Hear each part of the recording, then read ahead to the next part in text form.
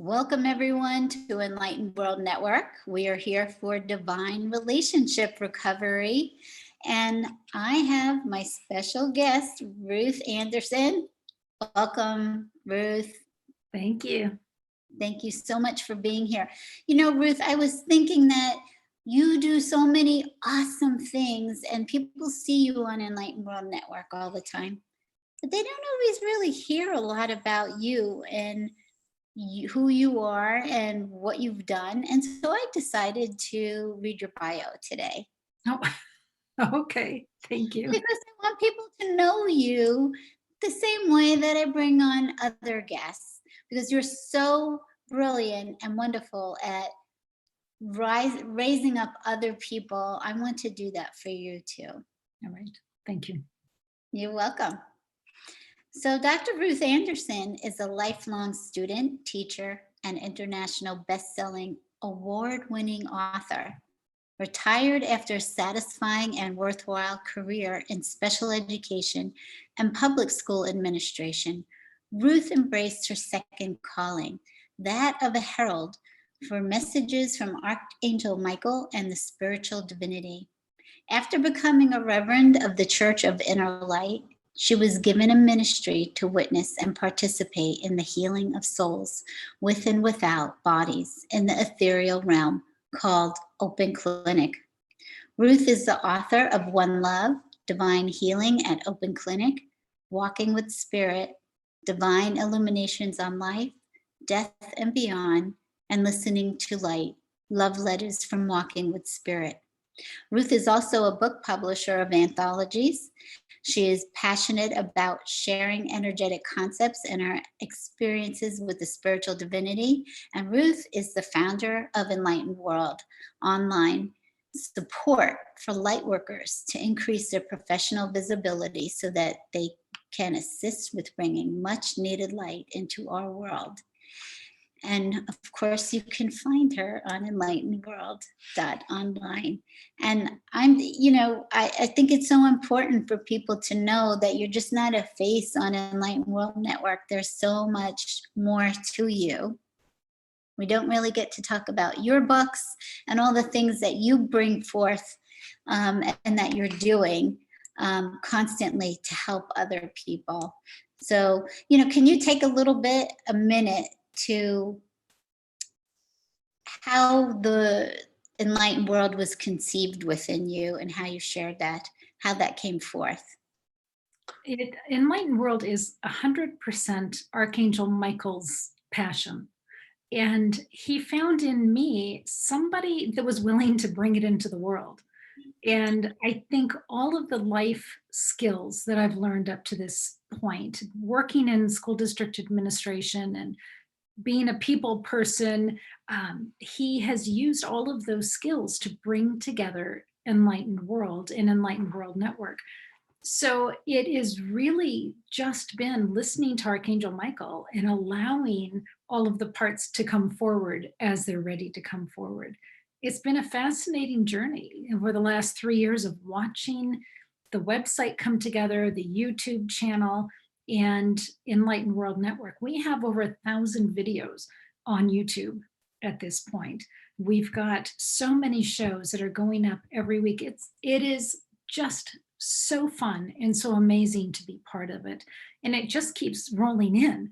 There's other parts that I'm watching come in, and every day is a different day. I honestly never know what the day is going to hold with Enlightened World, because the doors just keep opening and new shows are coming in, new opportunities are coming in, and things that we're being called to do, Deb, keep rolling in.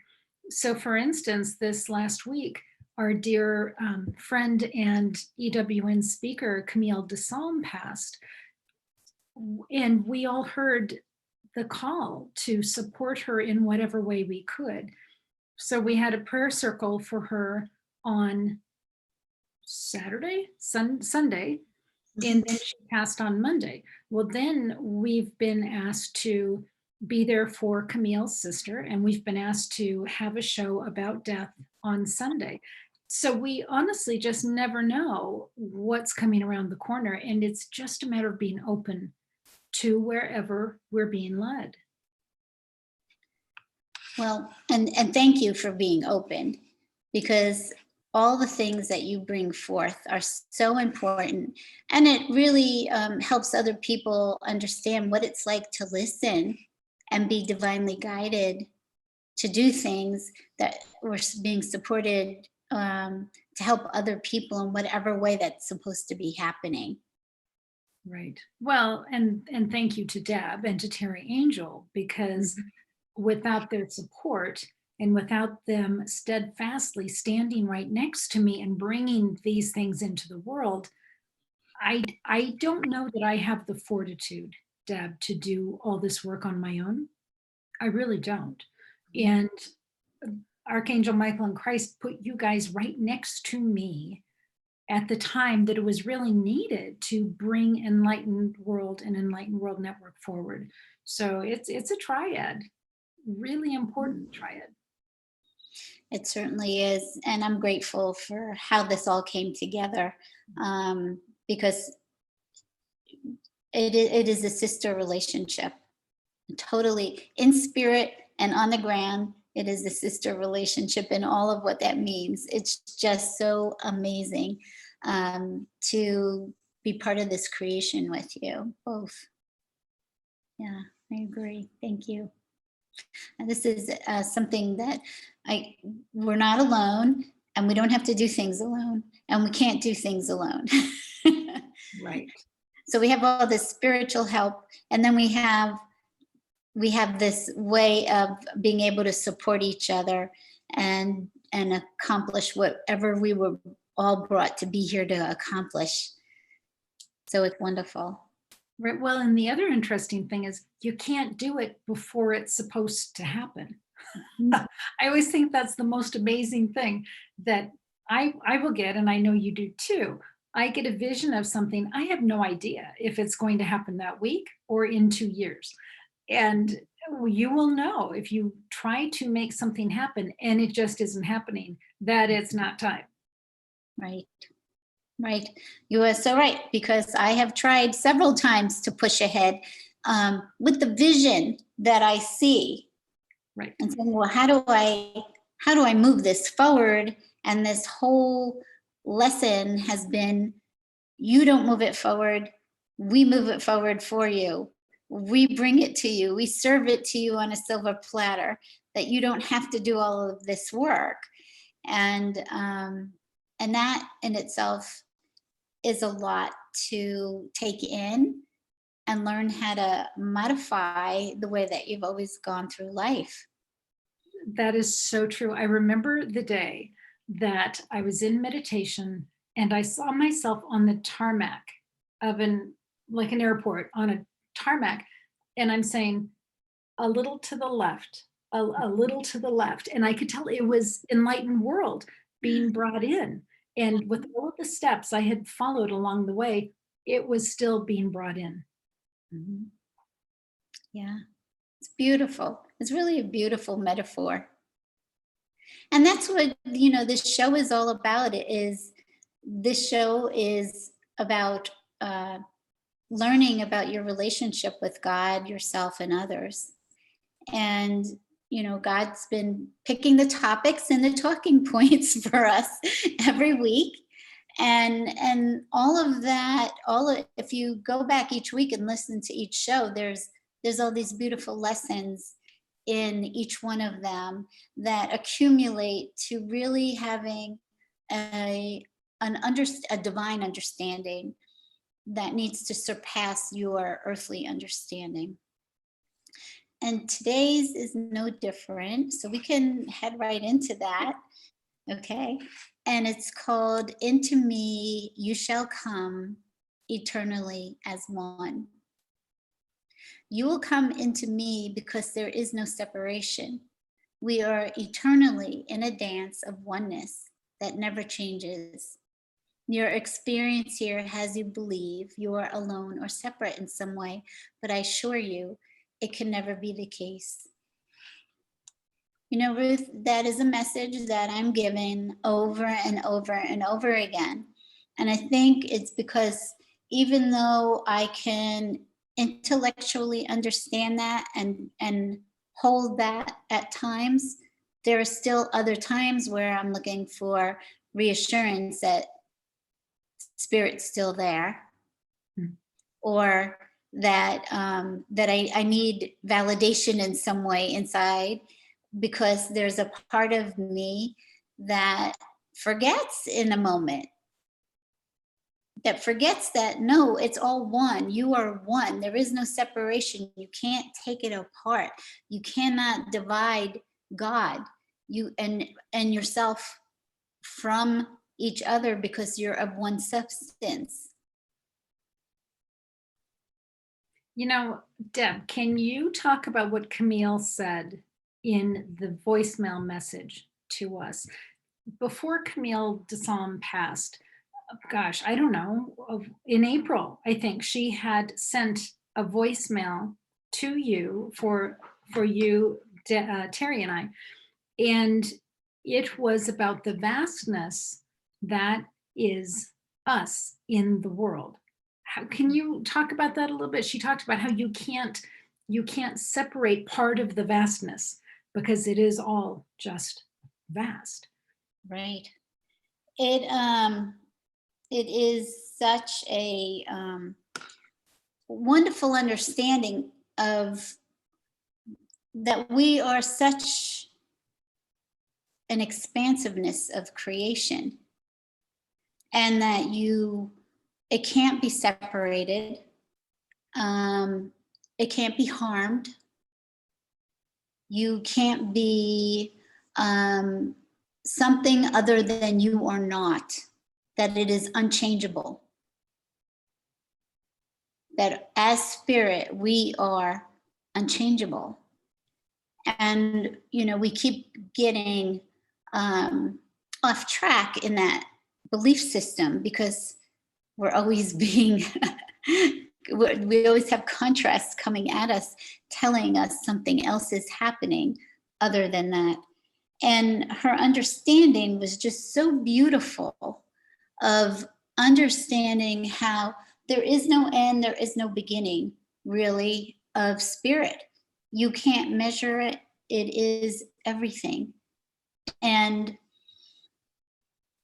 that is the message that I keep receiving from God. And this is a way that we learn. We hear things over and over and over again. We have to hear the same things over and over and over and over again in different ways or in the same way, because we're constantly challenged to not stay with that thought process. We're challenged all the time to think, oh no, I see this happening, or this is what I believe about myself, or this is what I see or hear, and that contradicts what I'm being told divinely. But if you think about it, Deb, isn't that the largest life lesson that anybody has to learn? Mm-hmm. So if we learned it all in our 27th year, what else are you working on for the rest of your life? It really kind of makes sense that we don't get that automatically. Right. And have to be reminded of it constantly, so that more and more space doesn't go by where you forget that. Right? That if you get reminded of it regularly, you go, oh, that's right. I don't let a year go by before I remember again. Then I am divine.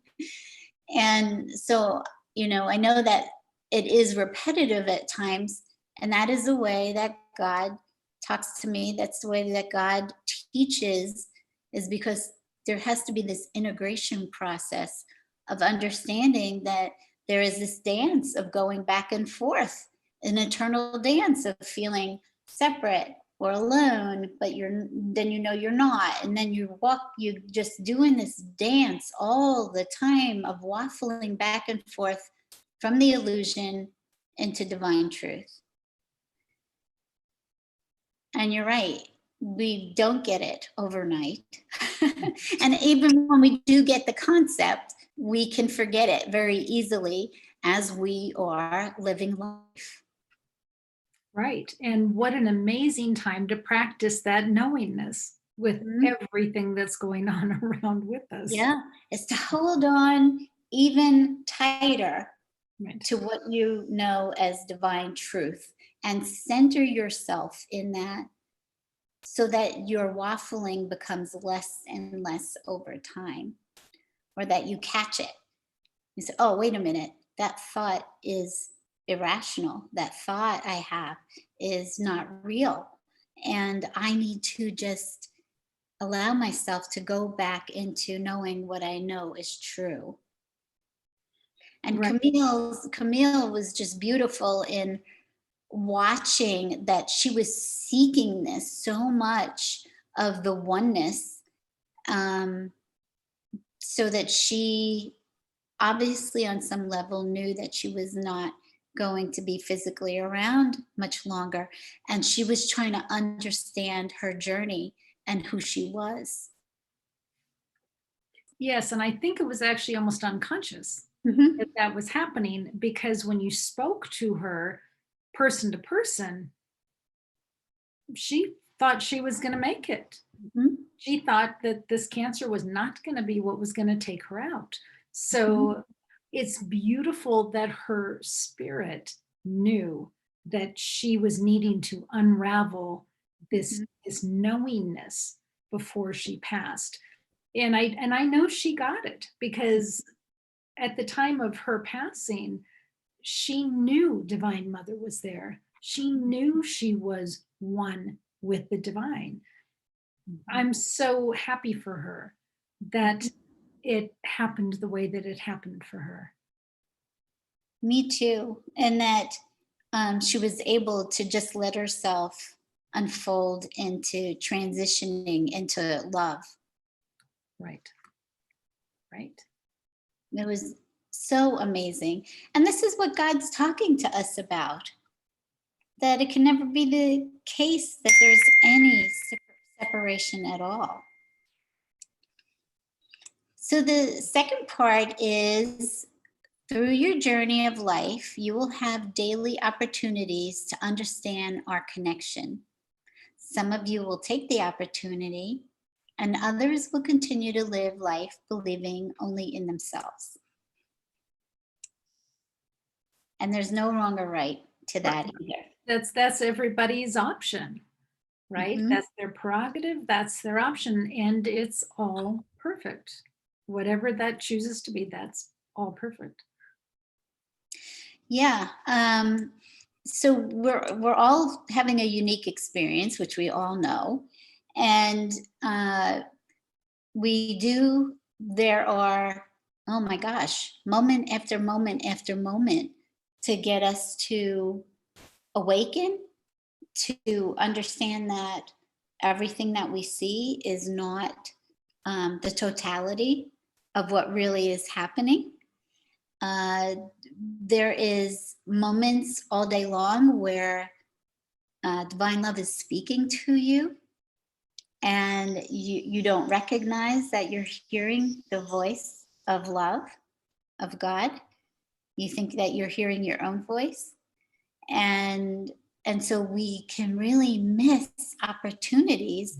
And I think I've written a little bit about that. We can go through life and have experiences, like I'll just use myself today. My daughter is in a hospital In waiting to give every birth. way.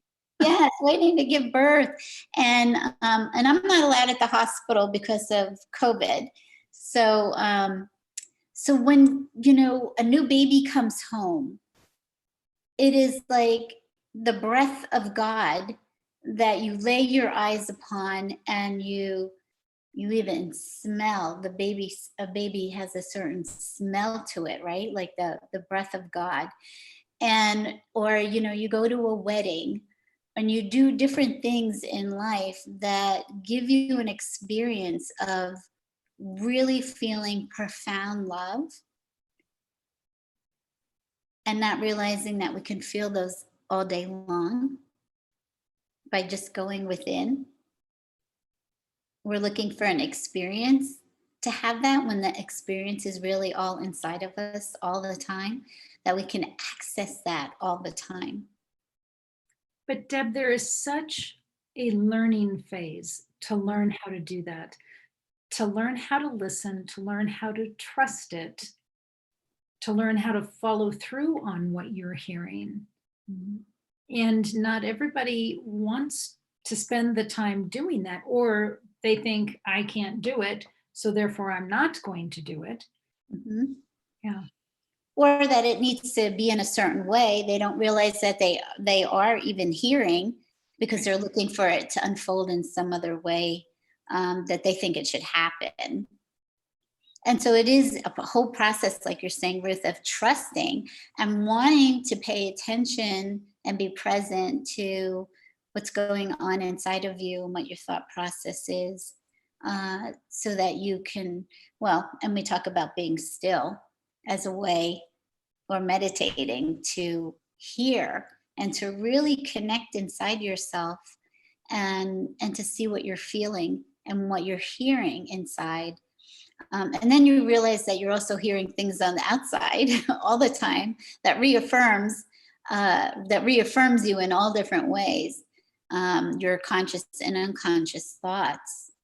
So there is no wrong or right about who does this. Uh, it is a choice. And I think somebody had put on here. Yeah, Gabby's on with us. And she said it is a choice. It is a choice to awaken, um, and to stay awake. Mhm. I know for me, once I woke up, it was no longer a option to go back to sleep again. Not on purpose. Like, I don't want to. I don't want to deal with this. I don't want to know any more about it. I don't want to. I don't want to develop this relationship that I have inside myself with God as self.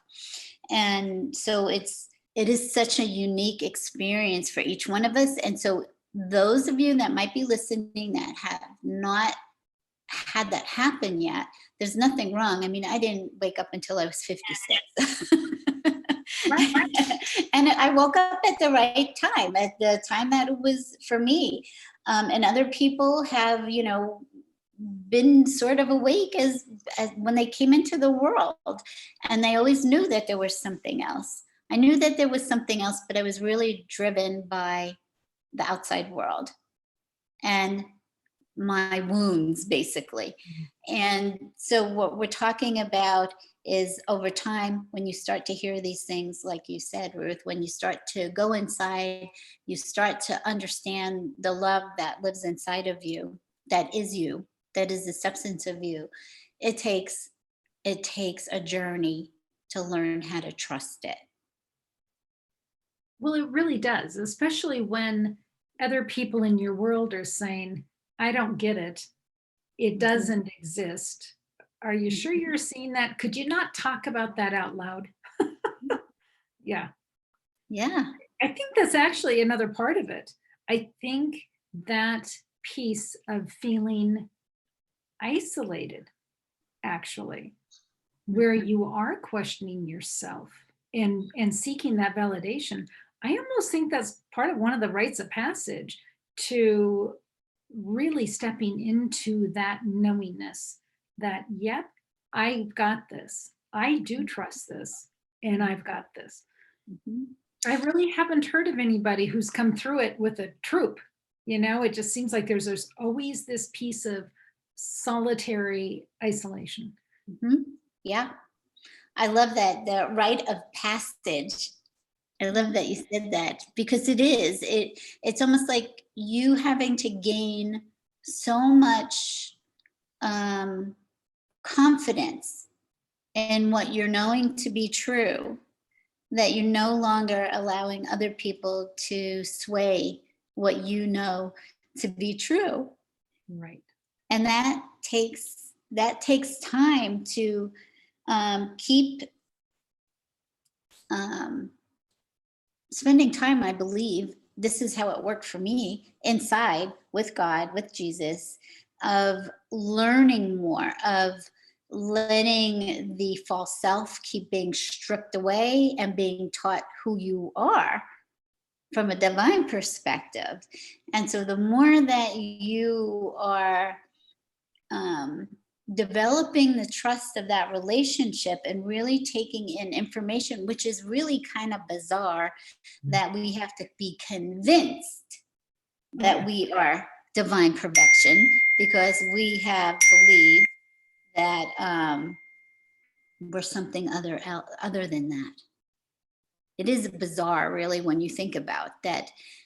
We have to strip everything away to find that we are everything that we wanted to be and more. The other thing I'm seeing, Deb, too, is for every person that I know, part of that spiritual growth was spirit coming to meet us halfway.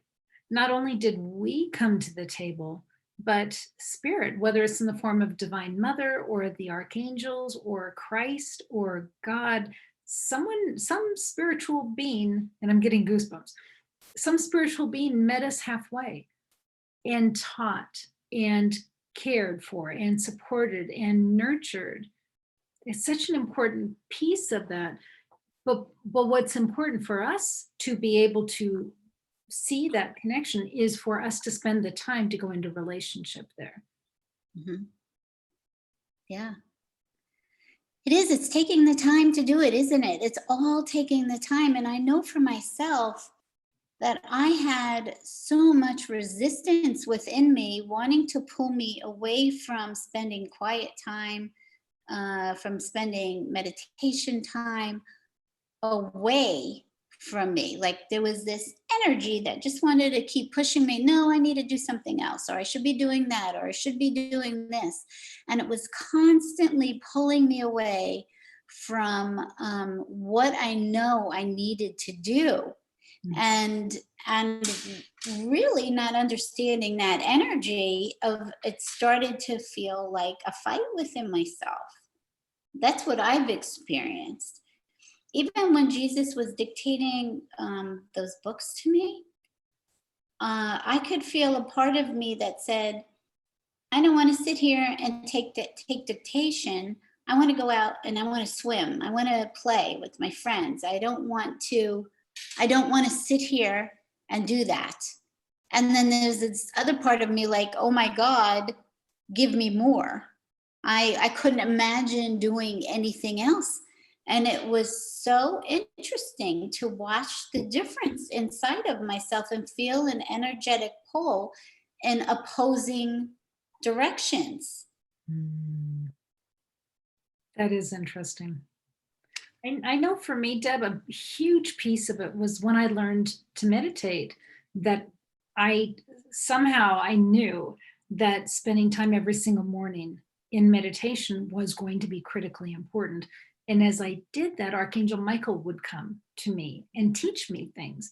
And then after a while, Archangel Raphael would show up and teach me things. And that time became so sacrosanct to me that I literally get up every morning at least 2 hours before everybody else in the house so I can have that time for me. Yeah, really setting aside that time to be in relationship. Mm-hmm. Yeah. And so we're each going to have our own unique journey of how that happens.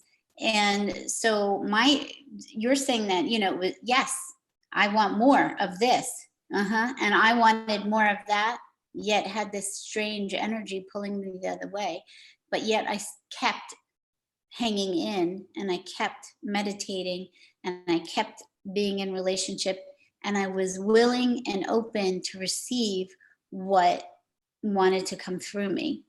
And I think that's what it is this willingness to keep doing, to keep trying.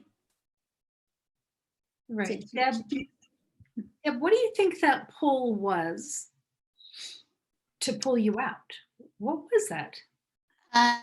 Part of it was antsiness, anxiousness. Okay. I said I have a little part of me, my younger part of me. I would say that I was probably ADD or something like that, and to sit still, and be present was very difficult. I wanted to just go. And so I think it was more of an anxious type of feeling within myself, that, you know, I could say it was ego that said, I don't have time for this. I want to go play. I want to go do something else. But I think it was whatever it was. It was like more of sitting present and sitting still in that kind of light. First of all, it was a lot. I know that when I was getting dictated to, I was almost falling asleep constantly because so much light was coming through that I was exhausted. I didn't know how to stand in that type of light for a long period of time. And of course, that's changed over as I got used to it. But yeah, I think it was probably some angst of sitting still and just being quiet rather than on the go all the time.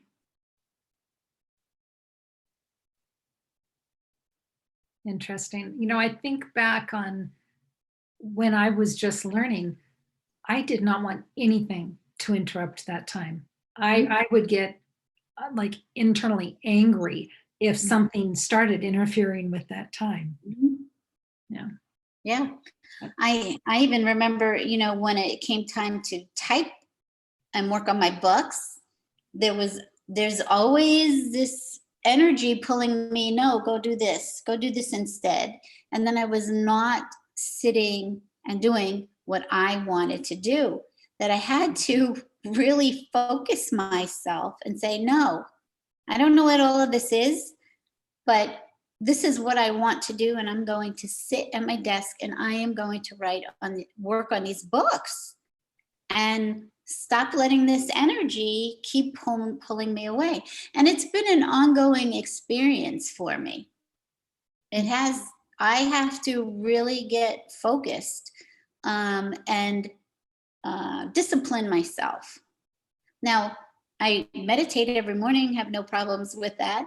But when it is left to, I can just sit here and I can work on my things. There is no time pushing me, you know, like a deadline or something. If I have a deadline, I'm going. But left to my own, okay, I'm just going to do this in peace and I'm just going to enjoy what I'm doing.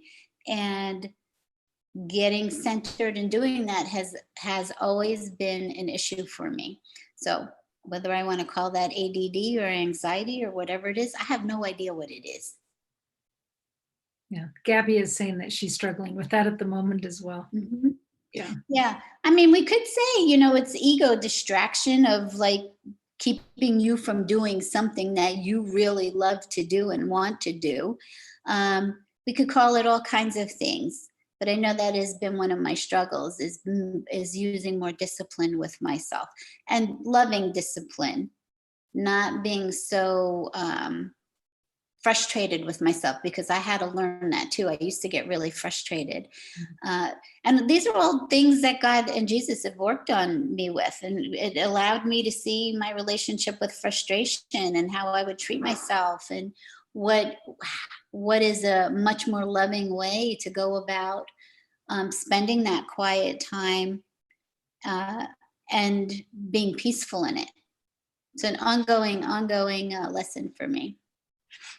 Well, there's also the realization that every moment is an opportunity for other options. Mm-hmm. Every moment, every conversation is the opportunity to take a conversation this way or that way. Mm-hmm. Right? When you look at all of the opportunities we have in a given day, it is absolutely mind-boggling that any of us get anything done. Yeah. Yeah. And I'm, you know, I see things and it's like butterfly, I'm off. Okay. And oh, I like that. And this bling, oh my goodness, I like that bling over there. I'm going over there.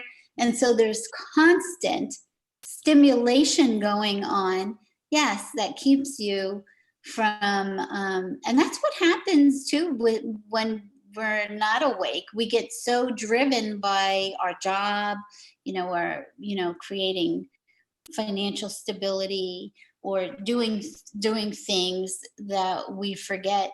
Do I even like what I'm doing? Do I even like the time that I'm spending right now and what I'm doing with my time? Is it fulfilling me? Do I feel purposeful? Instead of being driven to do things that, or stay in jobs that you don't like, that don't fulfill you, or really learning how to have a relationship with spirit so that no matter what you're doing, you can enjoy it. That's a whole nother thing. So God continues to say, there comes a point, however, and we just talked about, he talked about that the opportunities are there every single day to connect within, or to live life believing only in themselves. There comes a point, however, that we shall meet, and that is upon death. Death is part of your life experience because that is the way for you to return home, to end the dream of dreams, transitioning back to the understanding of oneness that you have forgotten is actually pure joy. We don't normally think about death as pure joy, do we? Mm-mm. Yeah. Yeah. I think that, and this is what he's saying, into me you shall come eternally as one. And if you don't meet with me during your life and understand that there's a co-creation going on, with self, it's really with yourself, that death gives you the opportunity to meet. It's ending the dream of dreams. So I think, gosh, I would much rather go through life co-creating in partnership with the source of self, of creation, than to not partner and be awake to that. I lived that way for 56 years. I know what it's like to not be aware of what is inside me, of who I am. And from my own self, I couldn't even imagine going further without that relationship. No, I prefer to never be in that place where that relationship is not in play. Yeah. No. Mm-hmm. Yeah. So, and it's an interesting way to think about death, that it's actually pure joy because you get to remember that you're just one and you're eternal, and that you're so much more than you could ever imagine. Terry Angel said something interesting, or maybe it was you, one of the two of you. She was talking about her chariot, that she's waiting to hear about a car coming into her physical realm. And one of you made the comment about her chariot awaits. And then Deb, you had the fascinating awareness of realizing that upon death, our chariot has shown up to take us home. And you said, wow, even cancer can be that chariot that takes you home. Mm-hmm.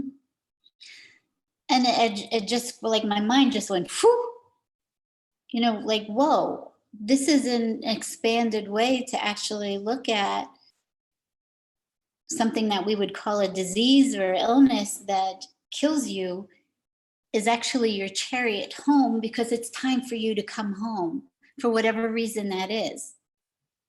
We don't know what time it is for each one of us to return home. And the chariot comes in whatever form that is going to be in. And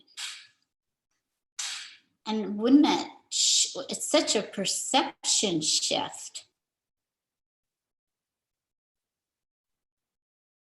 isn't it? It's to perceive whatever that is that takes you home, whatever that vehicle is, whatever that it's your chariot home back to pure joy.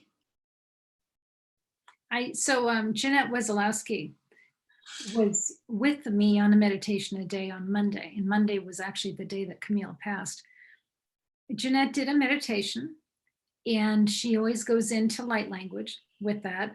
And I was listening to the light language, and I was getting this vision as she was doing it. And I heard to share what the vision was when she was finished. So I did, and I'll just share it with you quickly. But I was seeing her light language always just takes me right back to native Indian. And what I was seeing was like a pond or a lake at night, and a woman out on the pond, and huge moon, very, very dark and huge moon. And there was this canoe with a body in the canoe on the water. And I saw this woman. It was probably one of Jeanette's guides, I'm guessing. And the woman was raising up that spirit, that soul, to transition. And then I saw that there were more than one canoe with bodies in it. And I felt like one was Camille, right? Energetically, I felt like one was Camille. And I saw this woman helping to support those souls as they transitioned. And then I said, but what if one is transitioning too soon? Because Camille wasn't that old. Mm-hmm. And it felt to me like she was being called home too soon. And I was shown a corn stalk with different ears of corn, and each ear of corn representing a person. And I was told that different ears of corn ripen at different rates. And when it's ripe, it's time for it to leave the stalk. And then I was shown the planet and generations of babies and souls coming up, one generation after another, meaning that life will continue, that there will always be humans on the planet, but it is time for some to be moving on, and they will always come back. And then I was shown the circle of life, and coming back into a soul, or coming back as a soul into a body after transitioning out. So it was really beautiful, but it was about the circle of life. I don't know why I was thinking of that right then, but we were talking about that transitioning and not over knowing why it's somebody's time when it's somebody's time. Mm-hmm. Yeah. Yeah, because most of the time you want to fight that. You don't want it to be that time. You don't want to let go of the physical. And so I know that for me, you still feel your feelings, you still feel sadness or whatever else you feel, grief. But how wonderful to actually expand your perspective and say, that's just the form of chariot that they have taking them home. And we may not always like that chariot. It can look pretty ugly at times, right? But it is, and we don't know why it is. It's just accepting that's what it is. And then remembering that returning home is actually pure joy. Yeah, when my father was passing, 18 hours before he passed, he had a near-death experience. And we're watching him, and watching, if you've never been with somebody as they're dying, there's this point where you're just all sitting around watching the next breath come, right? And he was sleeping, and then there's no next breath, and you're just watching. And then he comes back and he says, I died. I just died. He said, I was walking down this dark hallway, and then these spirits showed up. My dad was not one to talk about spirits at all. So the fact that he was talking about this was amazing. And he said, and they were cheering for me to be there. He said, I wanted to stay. And then they told me I couldn't stay. And he says to me, why can't I stay? I want whatever I need to do to get back there, I want to do that. And the next 18 hours of the last 18 hours of his life, all he talked about was how to get back there. So yes, pure joy. Yeah. Yeah. It's such a different perception from where you're standing. And then, of course, there's people that don't understand or have views about what's waiting for beyond, and that makes them more really scared to transition. So there's all these different things. So I'd like to go with what I'm taught inside and believe it's pure joy, because you experience pure joy even when you're not transitioned. You experience it inside yourself every time you spend with God. So imagine what it would be like to go home. Well, and that's why we meditate, Yeah. because we do get to go home and we do Yeah. get to sit just in divine presence and divine love. Mhm. That is so true. And what we're all trying to work on is that we are in that presence. We are that presence. We are in that space every moment of the day, that it never changes. We just feel like we walked out of that space, or that some people will think God walked away, is hanging over there instead of here with me now. But it's our mind that drifts off and believes that we walked off someplace else, and we never left. Very interesting. Such an interesting journey. So the last part is, everyone has the opportunity to understand oneness during their life experience. And when you allow yourself to accept it, accept that your oneness, your life feels so much more peaceful and joyful. There is no right or wrong. It is just your own preference to dive deep, to find me within or not. Either way, you will come to know me as yourself once again, and I wait with great joy upon your awakened presence. So amazing. What a beautiful promise. hmm Yeah, I look at that as part of God's covenant. Right. It's a promise. We never separated, we're never apart. You just believe that you are. And I'm waiting for you to regain your your awareness, to remember that again. And that brings great joy. It brings great joy to yourself. That Yeah. presence is always there. Right. The other thing it does, it gives you great perspective on everything else that's happening around you. And right now, that's a really nice blessing to have. Yeah, yeah. Oh, what a dance it is, isn't it? I'm getting also beautiful comments. Debbie said, Deb, you're making me cry. Beautiful. God is beautiful. This is what God does to me, makes me cry, makes me in awe of what I hear of the love is just so profound. Uh, to understand the depths of who you are, and that your presence is mandatory.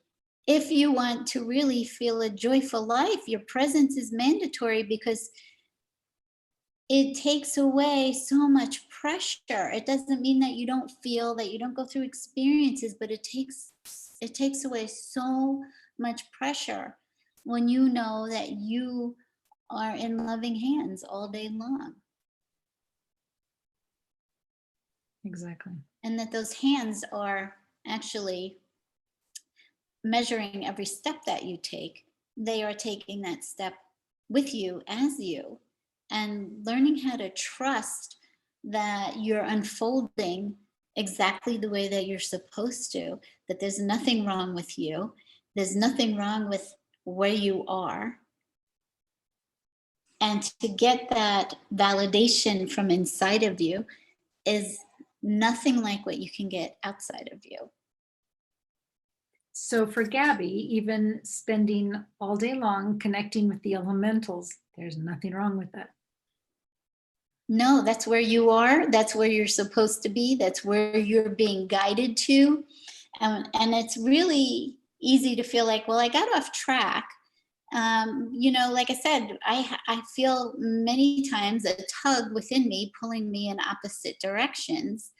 And that makes you feel like you're doing something wrong. And you're never doing anything wrong. You can never be out of step with God, no matter what you think you're doing, even like things that we think are evil. That person is never out of step with God. They're just doing whatever they're doing, and we don't understand why they're doing what they are. But that person is spirit. It is God. There is no off track. There is no off track. No. And sometimes we go off on these little places, on these paths, because we need to expand more and learn something about ourselves. And that helps us do that. So there are no mistakes. No mistakes at all. Well, There can't. I'm going to take that even one step further. The people in your life, there are no mistakes. That they're here to teach you. Exactly. Yeah. Yeah, and you can also look at people as they are the presence of God. Everything is. Creation is. What's outside in your environment is, it's all oneness. And so it's God's presence showing up to you in all these different forms to help you remember and to help you get stronger with the contrast of what you see, so that you keep understanding who you are and getting stronger in that belief system, so that you get to a point where you don't have to question those things as much as you used to. If you're looking for, being a perfect human being or something like that, it's something that is not attainable, because you're also not seeing your own perfection and who you are as spirit having this virtual experience. And it is really taking in the fact that you're perfect now. You're not waiting to get perfect. Right. This is your experience. This is the journey that you wanted, with divine love helping you experience whatever you want. And it's funny because I had a conversation with God. I also like the Course in Miracles, so I do that with my friends. We're in a study group, and I came upon something that I read that made it seem like I needed to be in such devotion. This is the way I read it, that I needed to be in such devotion, like there was no room for anything else. And I thought, well, I've been there. I've been there. I've been there to the point of saying, okay, God, just take me, because I don't want to play anymore. I don't want to play in this life. Just take me now. I want to be with you. And then what I heard is, Deb, he told me, you have already done this. There is nothing wrong with where you are, your devotion right now. And he said, I don't want you to go anywhere. I want to help fulfill the dream that I put in your heart. I want you to see it come to fruition. I want to do this with you. And we don't realize that there's been a dream put in our heart, these passions, these things that we love, that we want to do, like you in Enlightened World, and whatever that is, whatever dream you have been given. And God wants to help you bring that to fruition, and not feel like you're doing it on your own, or that you're doing something wrong, and whatever you're doing takes away from the ability to succeed and make your dreams come true. But also, I've learned that God understands you better than you understand yourself Oh, yeah. and knows what makes you happy. Knows way more what makes you happy than you do yourself. Such a beautiful journey. Such a beautiful journey. I see Carol Ann's on here too. Oh, And she was sharing about her dad when her dad. yeah, yeah.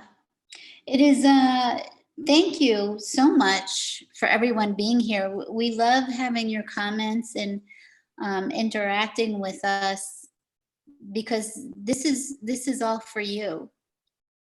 This is all messages that come through for all of us, and we share that in so many different ways on Enlightened World Network, with all the different hosts we have, that everybody brings the message of love through in their own way. And it really is beautiful. And you are important to us. It is important that we have this community.